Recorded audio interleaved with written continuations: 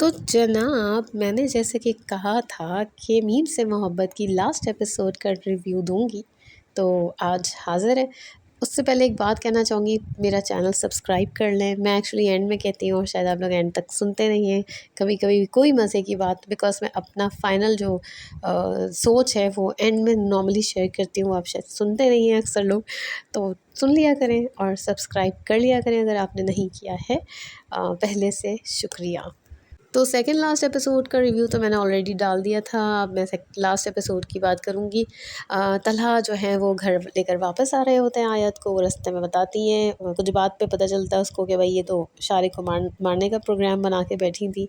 तो उसको तंग कर रहा होता है और फिर घर पहुँच जाते हैं। घर पहुँचते हैं, फिर दिखाते हैं सीन जनाब के वो कमरे में है और वो कहता है वो फाइनली अपने इस कमरे को अपना कमरा मान लिया है। तो कहती है तो मेरा ही कमरा था।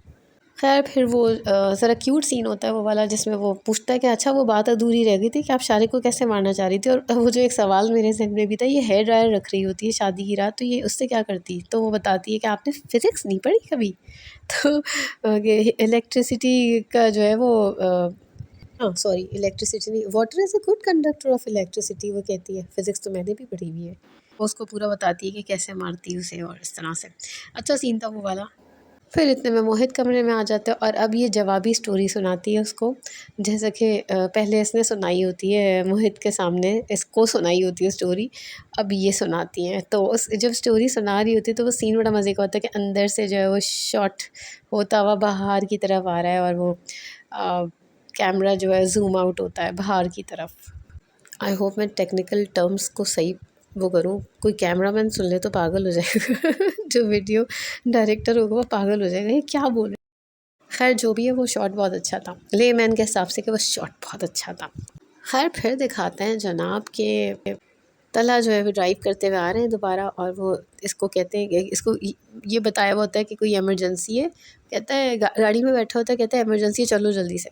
तो बीच में ना वो फिलर भी थे, वो जो मोहल्ले वाला साहब है, मैं उसका नाम भूल जाती हूँ, वो उनके जो साले साहब होते हैं वो बड़े नेक हो गए हैं। वो फर्नीचर शॉप में इनकी बिक्री सारी कम करवा रहे हैं, क्योंकि वो ईमानदारी से काम ले रहे हैं और ये थोड़ी ना दो नंबरी कर रहे होते हैं कि ये शीशम की लकड़ी है, हालांकि होती नहीं है। तो वो इस तरह की बात होती है। और सलीका फुप्पो की अपने हस्बैंड से जो है पैचअप हो जाता है, वो मगर वो ऐसी वैसी रहती हैं। बस बाकी फैमिलीज़ में इन दोनों फैमिलीज़ को दिखाया और किसी को नहीं दिखाया लास्ट एपिसोड के हिसाब से, ठीक है। अच्छा फिर उसके बाद ये जब दिखाते हैं ना कि वो लेने आया और उसे कहते हैं इमरजेंसी है, फिर उसको ले जाता है और वो जो फिर ले जाता है ना, तो आप समझे वहाँ से जो है ना ड्रामा जो है समझे पूरा तब्दील हो जाता है। ड्रामे के शॉट्स टोटली तब्दील हो जाते हैं। वैसे तो ये जो स्टोरी वाला सीन है उधर ही से जो शॉट ज़बरदस्त हो जाता है। और फिर जो एरियल व्यू है कराची का, सी साइड का, जा रहे हैं बीच पर, और क्या मज़ेदार व्यू होता है। मैं खुद इस शहर में रहती हूँ, मुझे भी अपने शहर से मज़ीद प्यार हो गया।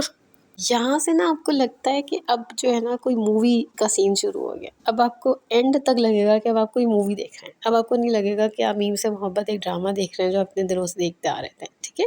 30 एपिसोड्स थी, वो आपको फ़िल्म नहीं लग रही थी, अब आपको फ़िल्म लगेगी।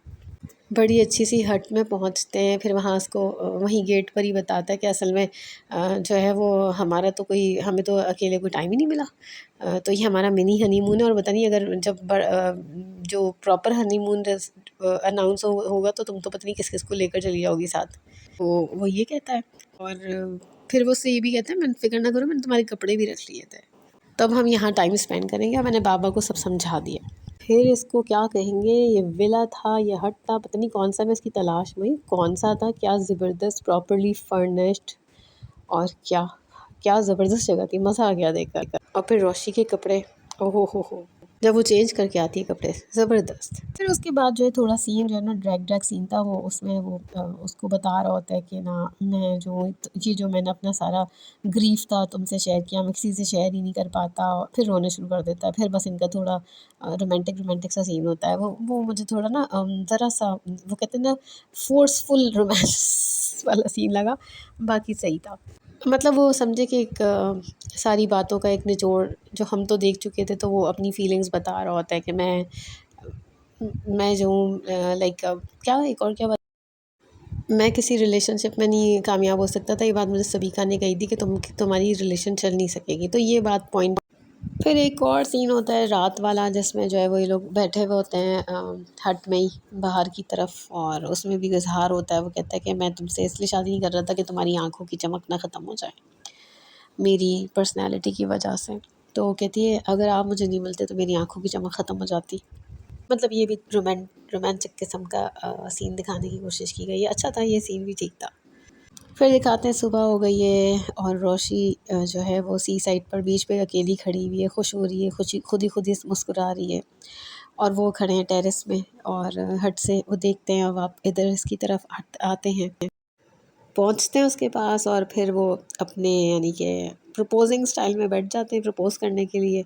और उससे बोलते हैं, पहली दफ़ा उससे बोलते हैं रोशी, और फिर कहते हैं कि क्या तुम मेरी ज़िंदगी में हमेशा के लिए शामिल हो सकती हो, मतलब वही जो होता है विल यू मैरी मी, हालांकि शादी तो हो चुकी है। तो कहती है मैं तो आपसे पहले ही इजहार कर चुकी हूँ। और कहता मुझे छोड़ के तो नहीं जाओगी। कहती है मैं नहीं, मैं मरते दम तक आपका साथ नहीं छोड़ूंगी, ये कहती हैं। अंगूठी पहनाते हैं, अंगूठी मुझे थोड़ी ढीली लग रही थी, लेकिन खैर सही है।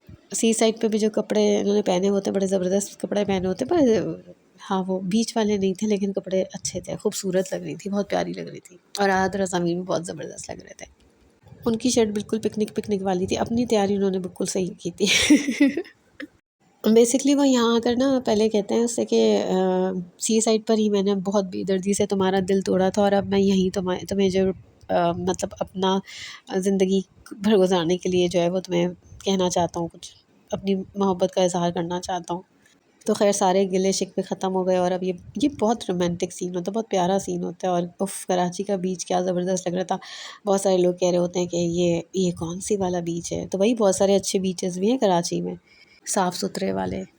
हाँ, कुछ कमाल कैमरा का भी है, लेकिन बहुत ज़बरदस्त कैमरा वर्क है, अमेजिंग कैमरा वर्क था। रोशी के कपड़े भी अच्छे लग रहे थे यहाँ पे, ये तो मैंने बता दिया शायद पहले भी। अब एक ख़ास बात ये थी कि जो गाना नहीं था वो हमेशा थोड़ा दुख भरा होता था, जब भी तलहा की बैकग्राउंड में चल रहा होता था। अब उसकी लाइन्स चेंज हो गई, मैं पढ़ के सुनाती हूँ। मैंने लिखा है कि पहली लाइन होती है कि हाँ मोहब्बत पर यकीन है मुझको, तुम सा हसीन दिखा नहीं हमको, छोड़ो ज़माने को क्यों डर रहे हो, जो भी कमी मुझ में पूरी ही तुमसे हो, इश्क में सर फिरा जो उनका ही तो नाम होता है, मर मिटे आशिकी पे सवाल होता है।